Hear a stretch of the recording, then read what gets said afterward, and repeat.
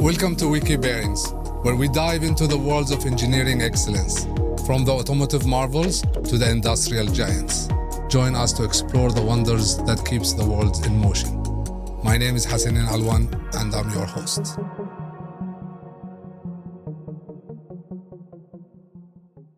Welcome to another episode of Wiki Bearing. In this episode, we're going to tackle the transformation of a traditional business from the aftermarket, the automotive aftermarket, to a very successful business. One of the most successful business for automotive aftermarket in the UAE. And this journey is not an easy journey, and a lot of companies are willing and looking for a journey to transform a traditional business into an e-commerce business. And for this episode, we have a special guest, Stephen Pickering, which is the general manager of BuyParts24. Stephen, welcome to the show. Thank you for having me. I've been looking forward to this. Stephen, you have successfully led BuyParts24. And for some of our audience that doesn't know about BuyParts24, can you give us a glimpse of what is BuyParts24? Yeah, sure. I'd love to. So I'm expecting that several of your listeners would already know what BuyParts24 is. But if I give you a bit of a snapshot as to what the business is. So essentially, we are a B2B platform. We were set up to really change the game in terms of a route to market for AutoParts in the B2B space. We created a digital platform that links all of the key distributors or importers in the UAE, and we have connected them to all of the B2B key sectors in the industry, whether that be a garage, whether that be a workshop, whether that be the large gas station networks. It could be a fleet operator. It could be a spare parts retail shop. And we've given them access to the biggest range of brands and categories, all digitized on the BuyParts24 platform. Now, according to Frost & Sullivan, 80% of the business in the UAE is still very, very traditional, especially in the spare part and the automotive aftermarket. What makes you take on this challenge? So I think precisely that. I mean, that 80% is a huge upside and huge opportunity for our business, and it's something that motivates us, on a daily basis. We have looked to the world and we've seen, the acceleration of digital platforms. We've benchmarked, against some of the most popular ones. And we know that the market will change in time. So we wanted to be first. We have faith in our mission, and we know that we are well placed to take advantage. And I think one of the things that stands out about us is the ambition of our group, the Ghassan Aboud Group, led by our chairman, Mr. Ghassan Aboud. We go after bold, big businesses. And, with such a deep history in automotive, it gives us a good basis and a neutral basis to go after the market, as opposed to perhaps, other competitors, which more or less have to be focused on their existing basket of brands. So I think when it comes to the automotive aftermarket especially, and it's a big market, but in most of the time there is this data barrier, and when I talk to lots of, let's call it, some of the failed projects, it's where VIN number have been an obstacle to this. So I know that you work with data, and VIN number was not maybe it was a challenge, but I think you did something about it. Tell us a little bit more. Yeah, so, VIN number is where a lot of parts search, is initiated from. And it's a little bit different in this region to other regions. Definitely. It's more challenging in this. For sure. And to the point where sometimes people send a VIN number and say, I want and they'll just say a brake pad or a door or a AC filter, and it starts, quite raw in nature, but you can't fight the gravity or the inertia of the market. That is where a lot of search originates from. So, we've certainly not ignored that. We've embraced it, and we've built technology to take VIN number to generate search. But then also beyond that, I think as the market matures and as the understanding and as people want to compare part numbers, this is where really the power of BuyParts kicks in, because if you come to us with a part number, I mean, we can tell you so many things in an instant. And I think more than any other supplier or distributor, we can give you 5 or 6 choices, in one click. So yeah, we're trying to marry both, and we have a team, a sales team that is out there educating, demonstrating how to search. We have the platform that processes VINs. Plus, we also have a whole team behind the scenes that's also helping that customer realize that, it is easy to find your part number.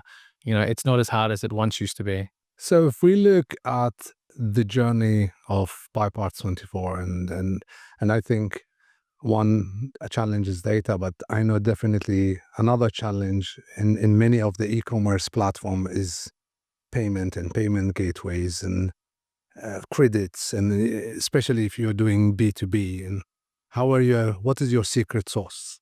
Secret sauce. So we have a good security team. Okay. No, look, seriously, it's something that you really have to keep a close eye on. And you've got to balance, the appetite for sales growth, with, managing that growth and managing that working capital and risk. Risk, yeah. So a lot of our customers, we're now 4 years down the road in this business, and I can thankfully say that we haven't had too many challenges on that side of the business, but we have been very measured in where we allocate that, credit. Often, a smaller customer will start as a cash customer. They can also pay, with electronic payment, credit card and so on. And then it evolves into a credit scenario. Also, we have a lot of, say, bigger fleet customers or distributors or importers that we're also purchasing from them. So, we can offset, some of our business that way. Okay. But, in this business and people familiar with it, they'll know that, there's not huge margins to be able to necessarily, offset some of that credit. When you start the business, as it scales, as you have more time, you have more credit history, then you can insure that, or you can, secure that to an extent. But I would say we are fortunate that we understand the industry, we understand the business, so we manage that risk, and yeah, so far so good. Thankful to the to the support from the group. In general, like the appetite of sales is always push you to a direction of maybe extending or taking more risk. And I think as you are still a fairly new business, you must be willing to take maybe more risk and take more challenges. And I think it's always, in general, in any business, it is the challenge of balancing the risk and the as you said, the appetite of the appetite of growth in general. And I think it's really I would say bravo that you are able to find that balance, because I think a lot of businesses fail in doing this when they want to take a new market or a new project where they take maybe more risk than they should be doing. Looking at the market from another perspective, let's say you built and so on, and you have the platform, but I think the change of habits or the resistance from customers and supplier is always. And the latest study from Deloitte said that 60% of a challenge of e-commerce is this adaptability or the resistance for supplier and customer to change. I don't know if you have seen this, and what is your intake on this? Yeah, so it's been an exciting journey, and we look at adoption through so many different lenses, I would say, in the business. If I think about, when we first started and we went to the supplier side, and, typically on B2B platforms, they have a strong marketplace element, for example. And I think, as you mentioned, there's been companies that have come and gone trying to activate a marketplace model in the UAE. we found, even on the supplier side, it was a change for them. Whilst they really respected the opportunity that a platform provides to access more of that final customer, distribute, their products and brands much, much wider.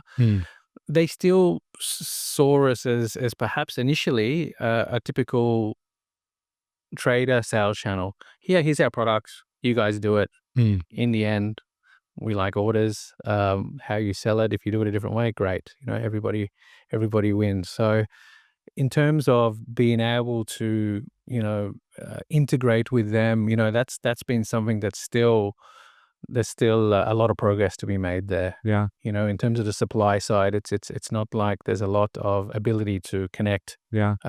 whether it be via API or any other means. So that's adoption on the supplier side. Now, when we talk about adoption on the buyer side, it really depends on the segment. We have some segments that need a lot of assistance, and we have to meet them much earlier in the transaction cycle. For example, they really want us to help them search, find, select, and push to basket. Yeah. So we have to meet customers, sometimes earlier on in the adoption cycle. But then we have other customers that once they realize the efficiency of the system, how easy it is to search, how it can really add value to their business, add speed, efficiency, add transparency as well.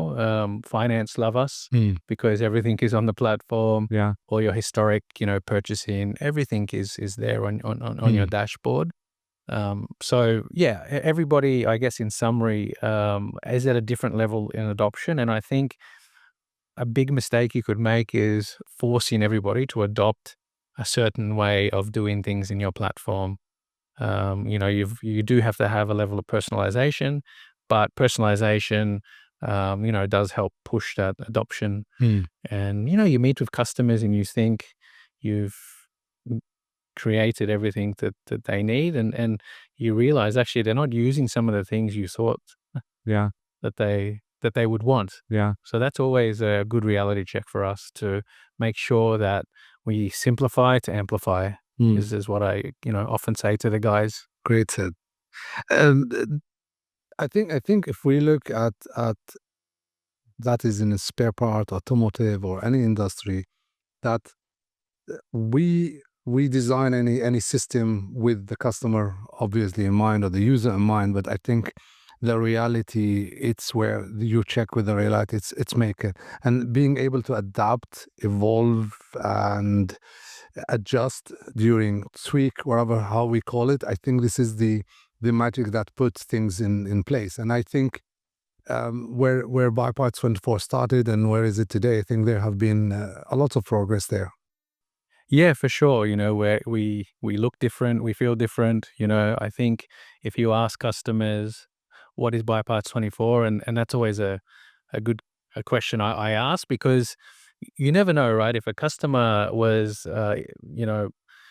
active on our platform 2 years ago or even 1 month ago, that experience versus today is different. And it's different because we're always adding products. We have a pipeline of features, that we're always pushing through. And it's not like we can always tell everyone or everybody knows, where the product is at one given time. It really depends. It's a very dynamic. Yeah. So one of the challenges actually is really juggling. Do we want that feature or does the customer? Yeah. It's the whole design thinking. Ask yourself why, and if you can get through that, then typically it has some weight in it. Yeah. Sure. Now, when we speak with some companies, and we discussed we have earlier another podcast and we discussed car tuning and online, and it was another company where they took car tuning and modification from a standard platform to a digital platform, or traditional to digital. And we sometimes ask the question, why did you not do spare part or the automotive parts and so on? And they say, It's a very crowded market. It's very competitive. It's tough to do this market. And yes, obviously, I think one study said that there is 1,500 new registered spare part companies in the UAE in the past, I think 2023 alone. Yeah. And so obviously it's a very a strong market, a successful market in the UAE, but I think it's also a competitive market. How do you find that balance fitting into that such competitive market? Yeah, so for sure it's a competitive market and so dynamic. I mean, I don't think there's many car parks that look, that have such a range and choice. I mean, Variety and diversity. yeah, you drive down Sheikh Zayed Road and you can count maybe 20 different makes and models, and Yes, definitely. it's very complex. So I believe that's a key driver for our business, because as the car park gets more complex, um, specialization, your market can shrink. So for us, we are, there's always a reason to come to BuyParts24. I mean, you can walk into any garage or workshop, they'll come to us because we have the category, or we have the brand, or we have the part number, or we have the alternative. And actually, one of the biggest things that we're trying to juggle now is actually, there's so much potential, but what are the priorities? Amazon started with books. Yeah. And now we buy everything from it, and every other, let's say, large digital platform, uh, they sell a range. They do B2B, B2C, they do services, they do, do it for me products, and vice versa. So I think that's, we're always looking to the rest of the world. But because our platform is a custom built platform, everything there we thought about. We made it, we localized it, I would say, Yeah. rather than just trying to fit the product to the market. I think in general, looking at it's not one size fit all. I think thinking this way, I think we are out of becoming that market specific market, especially that you are tackling a specific market like the UAE with a big diverse car park, I would say. Now, B2B is your business model.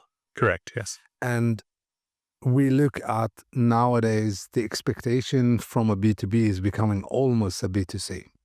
PwC did a study in 2023, and they said 45% of customers expecting same-day delivery.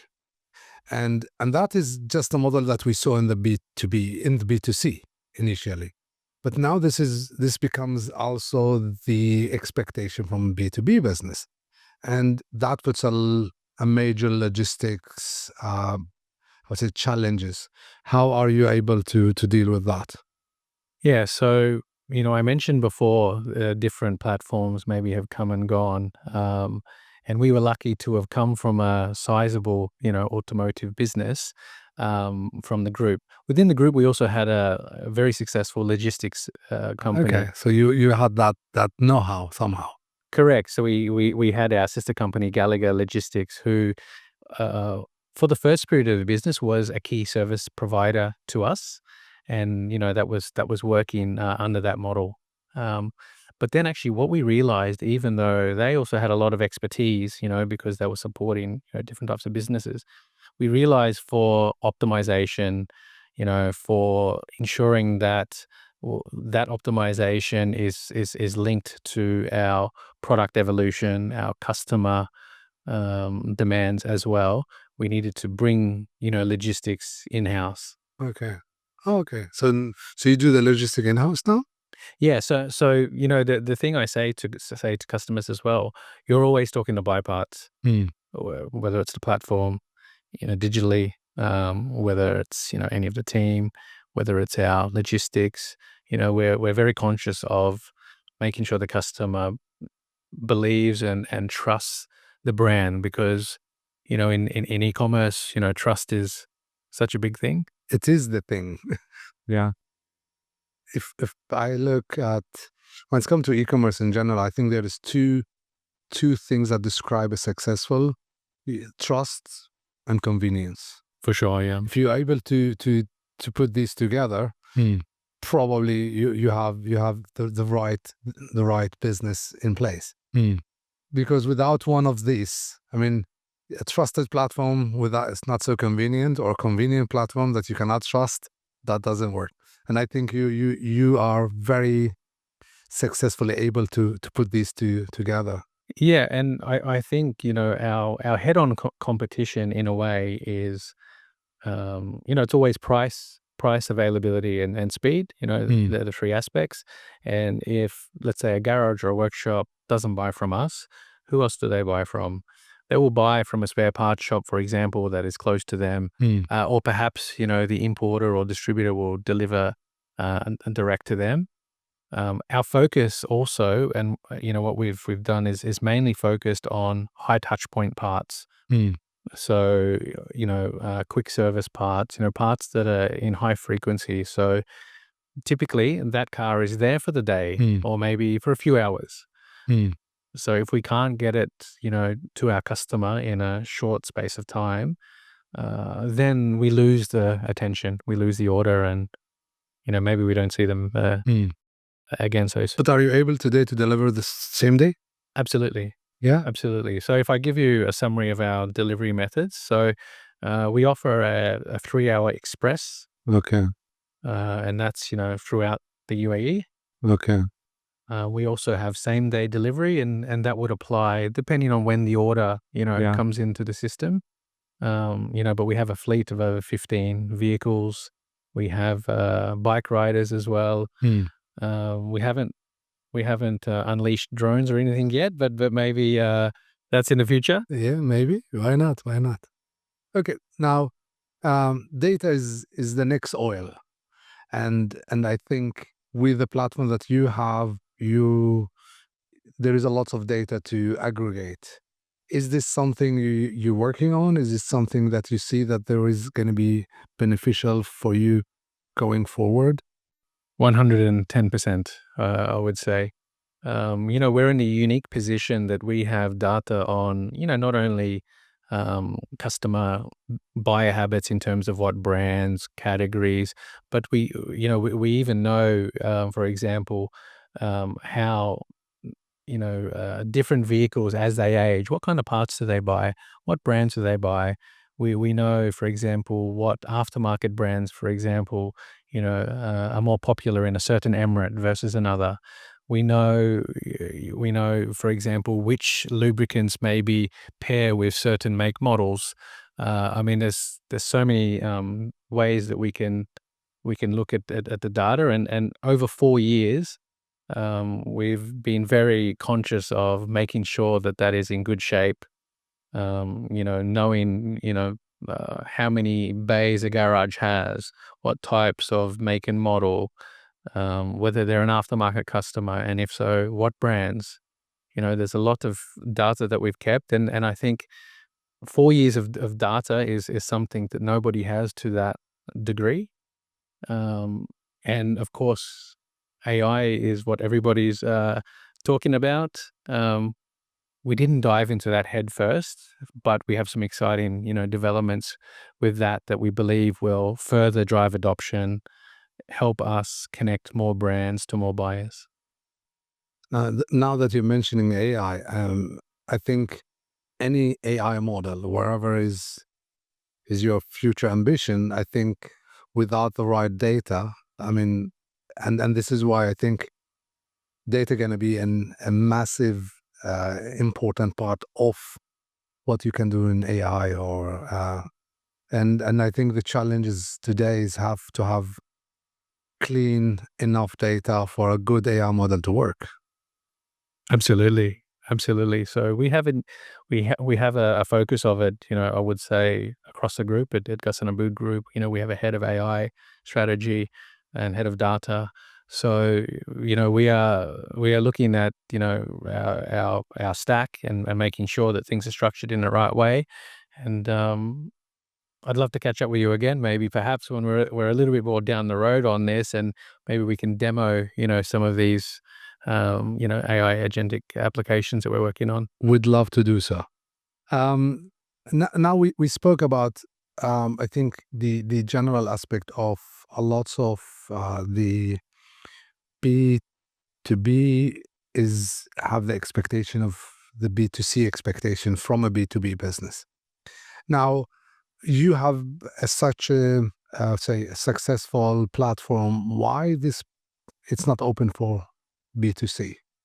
Why is it a B2B business? Sure. We get asked that regularly. And I guess, this market is very much a do-it-for-me market.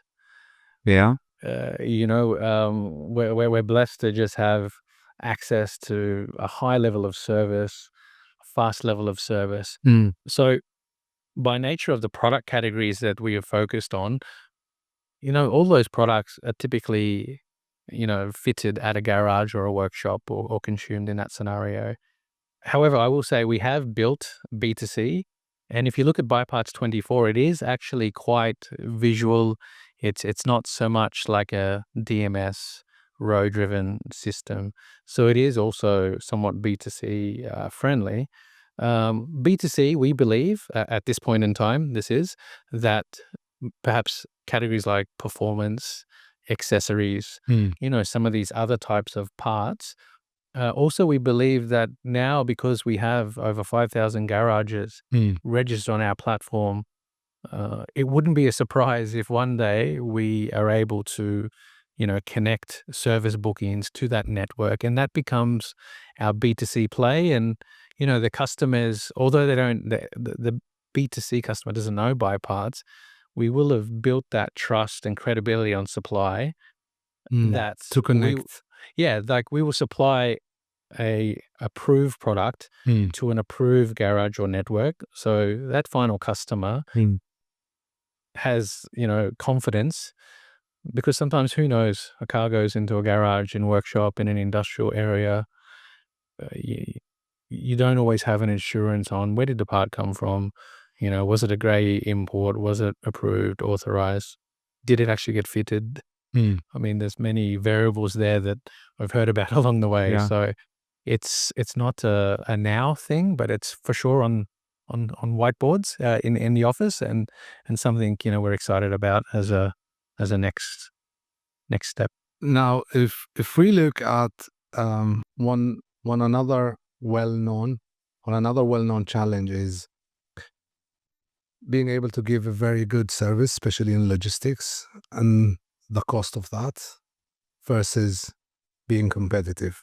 And I think I've read somewhere that Amazon, for example, lost a lot of money with Prime before they be able to make some money. So there's always how many deliveries, what is the delivery sequence, can we do same day, next day, after 2 days, this in 3 hours express, and all of this have a cost element to it. Yeah. On the other hand, you want to be competitive in the market, and there's always a struggle to where to be and how. And I would be very interested to know how did you tackle this challenge? Sure. So initially, it's about customer acquisition. So you've got to be flexible. If you want to meet that customer, it's part of customer acquisition cost. In a way, the service level, because you're changing the customer's habit. So, but in time, we try and structure a lot of our offers to drive that average order value, which is a typical metric to manage and measure from.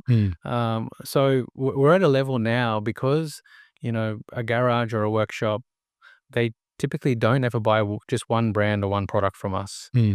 So our basket is a mix of brands, a mix of categories. Also, that sales mix is a mix of margin. So we're able to kind of offset that, and you don't win all, I would say, but on an overall perspective, when you link that to the trajectory of the business, it's the cost to compete. And B2B is much harder to monetize delivery in our experience, because the competition doesn't do it. Yeah.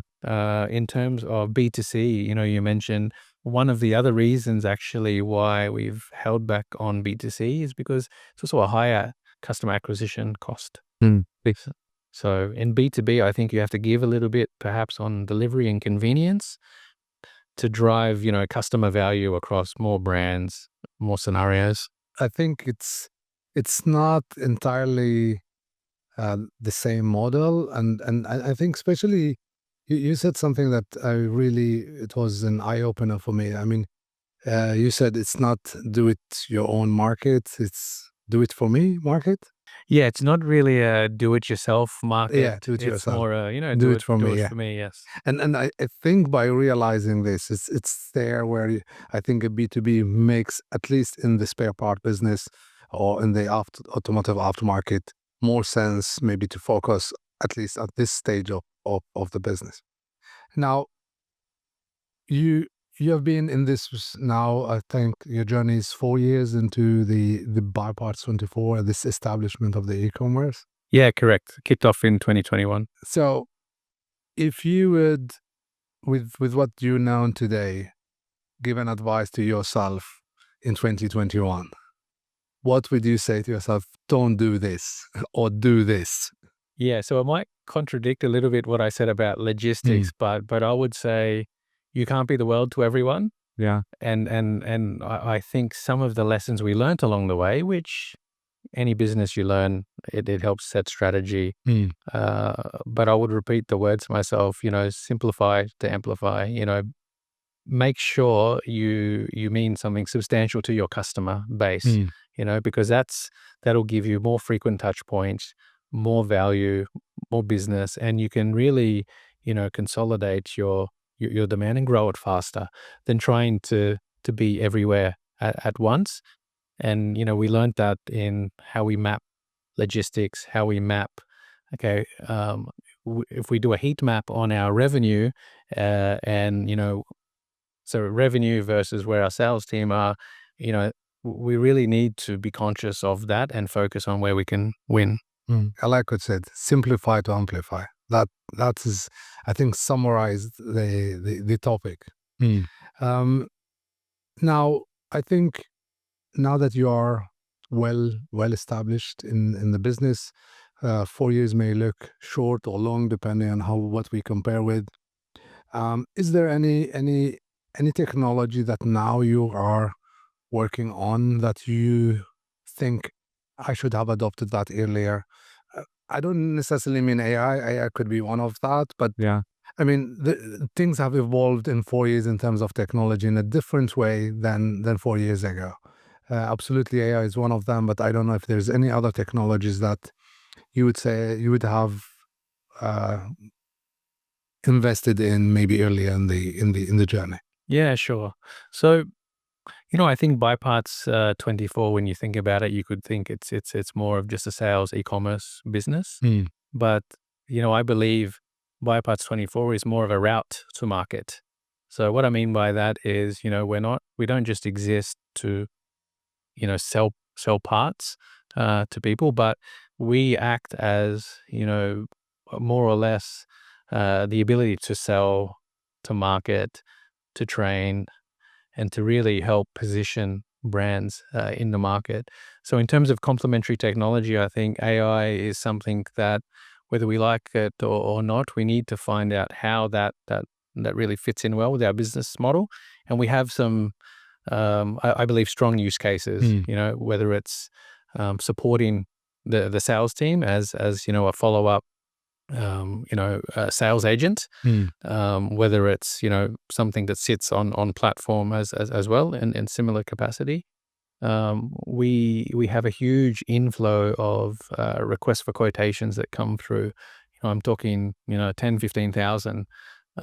So yeah, people are coming to us now. That volume is going up. So we built some custom technology on that, and just because the upside in that is huge. All right, so customers are sending us requests for quotations. The faster we can respond, we can turn that to GMV. So I think if I was able to rewind, I would have done that a little bit earlier. Okay. in the business, and maybe taken that as one of the key first, go to market pieces. Yeah. Because it's certainly a big service driver for the customers. I think because it's kind of fill an existing needs that you see and you would be able to identify. And of course that brings the business in a different dynamic. It's like more fuel into the business. Yes, and it's directly connected to an output. We know, okay, we process this many leads. What did we convert? Why did we win? Why did we lose? Yeah. So, and it helps also, that knowledge when we sit with suppliers, they always want to know about what did we miss, Yeah.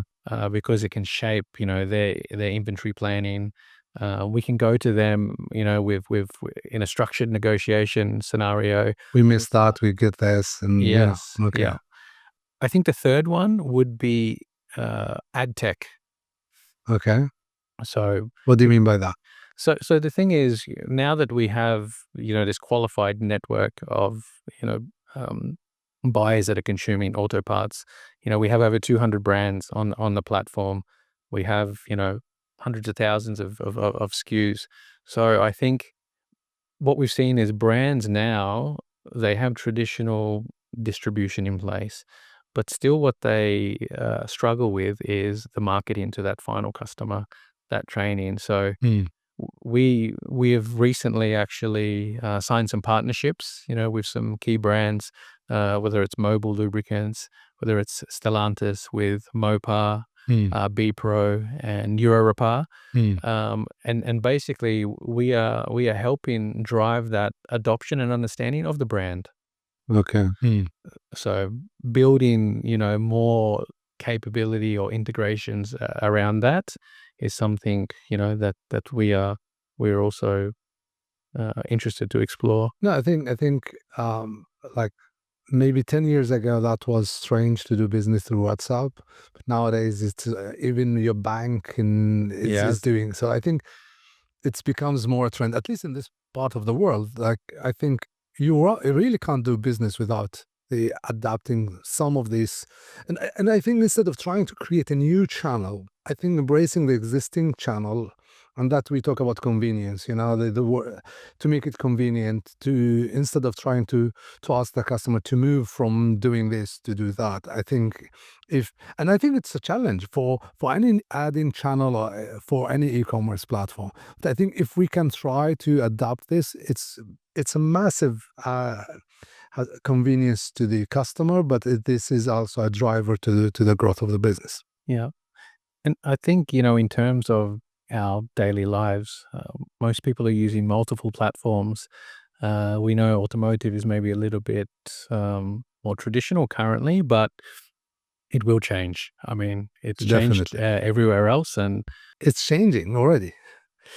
So if we look at any other traditional business now, whatever it is, I think there is a lot of people looking at their business today. It's a traditional business, face to face. How do I take my business online? yes, And I think probably some of our audience is thinking about this. What advice you would give to some of them that is hesitating to take their business online?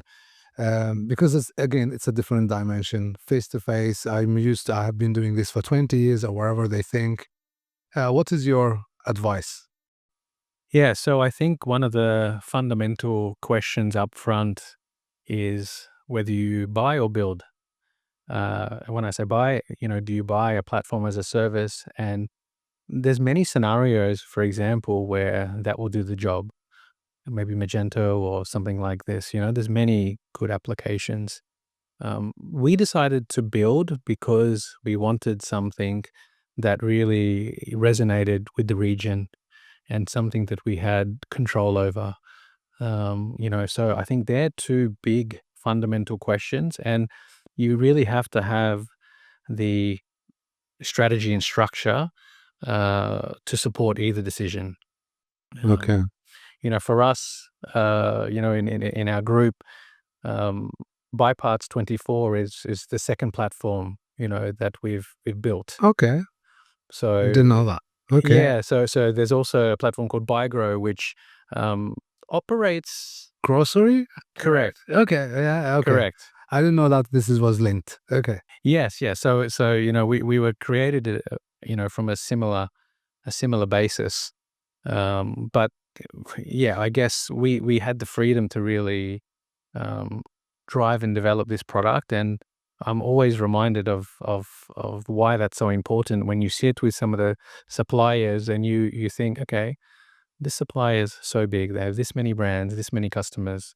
Why haven't they done the same? And you have these conversations, and it's not an easy thing, and you have to have the stomach Hmm. and the appetite and the capital, Hmm. to support going after what we're going after. But um, now we have a lead, Hmm. so we're finding a lot, especially on the supply side. They want to do more with us. They want to pour more into their support with us. Hmm. So it's a good place to be. I think you said something about the budget to do and so on, and I think in many of the discussion I have now in the podcast, outside of the podcast, and in some, let's say, in terms of business, in many times that budget, a failed project, sometimes goes back to they underestimate the cost of building such a business. And I have seen this so many times. I've discussed. We were, I think, around just before COVID, we were about to buy a platform, a ready platform for related to the automotive. I prefer not to mention the company. Yeah, that's okay. What when we discussed the business, it's very beautiful. I mean, when it comes to the back end, the front end, the technology, everything is. And then why are you failing? And we ask the questions. They the initial estimate of the cost of building a customer acquisition journey, it's become way different than it's actually are. So, and I think this is something, because it's online, because it's virtual, we think it should be much cheaper, much easier, much faster. But in reality, it's not. I mean, I have had a discussing with one of our finance guy, and we were talking about buying a new a new building or a new warehouse. And if I would ask them, I need 10 million to buy a new warehouse, they wouldn't hesitate. Yeah, because they can touch it. But if I would tell them we need 1 million to improve our digital platform, it's like they freeze. Yeah. Like, how? Why? And I think an online store, my opinion, is not really much different from an offline or a physical store. They are just in two different dimensions. One is virtual and one is and that's because we can touch that store. Yeah. And I can understand if you're buying the building, and sometimes you pay what we call it key money, and that sometimes it's. I remember one of our um, showrooms in there back in the days. I think we paid like 1 million for just a key money, Yeah, it's wild, isn't it? and that was okay. Yes. But to pay and this is always, sometimes we have this with some of the finance guys, like, I want to pay 1 million for improving our digital journey or wherever, and suddenly they think it's. And I think that aspect of understanding, when you're going from a traditional business to an online business, Yes. it's not always cheap, fast, easy. It is for the customer when you have a final product, but it's not really in reality. No, I fully agree, and I think, part of managing the business is making sure you have good feedback loops, So, for example, on the sales side, we know if we're not positioned right because we have fast feedback. I mean, we have the touch points of the team. We monitor all the traffic, on the buying side. When it comes to the management and, our investors, Ghassan Aboud Group and especially Mr. Ghassan, we are always presenting the heart rate of the business. So every month we are driven to deliver progress, whether that's expanding the range, changing customer behavior, increasing average order, profitability, and new product segments. So it's an exciting environment because everybody is driven by improving the metrics, the data, and it's one thing about a digital business I would say is at least everything is quite tangible. Mm, When you have a traditional style business or whatever, not everything is recorded, managed, measured. mm, But everything we do happens across the ecosystem of the platform, whether it's on the front end, whether it's on the admin portal, whether it's on the delivery or salesman app that we've built, which is like our CRM. So we're able to really justify what we're doing, why we're doing it, did it work, did it not work. So I think that helps to validate a little bit about where we're going. yeah. I think it's part of managing this is managing the expectation as well, and how, and like it's when you see the journey that you have gone through, and I think it's very very